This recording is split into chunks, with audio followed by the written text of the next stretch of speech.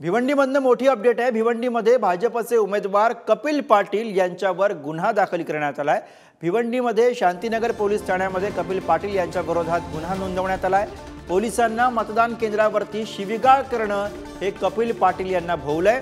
सहाय्यक पोलीस निरीक्षक सुरेश घुगे यांनी दिलेल्या तक्रारीवरनं अदखलपात्र गुन्हा दाखल करण्यात आलेला आहे। तर भिवंडीमधली घटना आणि या प्रकरणामध्ये आता कपिल पाटील भाजपचे उमेदवार भिवंडीमधले कपिल पाटील यांच्या विरोधात गुन्हा दाखल करण्यात आला आहे। प्रतिनिधी मोनिश गायकवाड आपल्याला या घटनेविषयी अधिक माहिती देत आहेत। मोनिश, नेमकी कधीची घटना होती, काय नेमका हा प्रकार, काय नेमका वाद होता ज्याच्यानंतर आता हा गुन्हा नोंदवण्यात आला?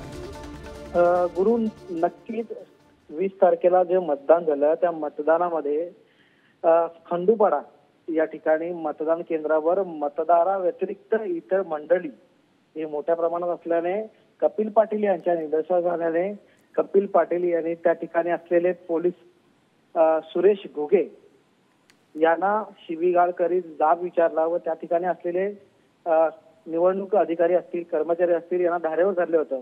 हा व्हिडिओ व्हायरल झाल्यानंतर कुठेतरी पोलिसांची बदनामी झाली।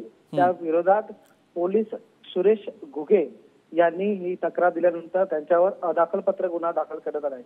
गुरु, धन्यवाद मोनिश या सविस्तर माहितीसाठी। तर भिवंडीमधले भाजपचे उमेदवार कपिल पाटील यांच्यावर गुन्हा नोंदवण्यात आलेला आहे। पोलिसांना शिवीगाळ केल्याप्रकरणी हा गुन्हा नोंदवण्यात आला आहे।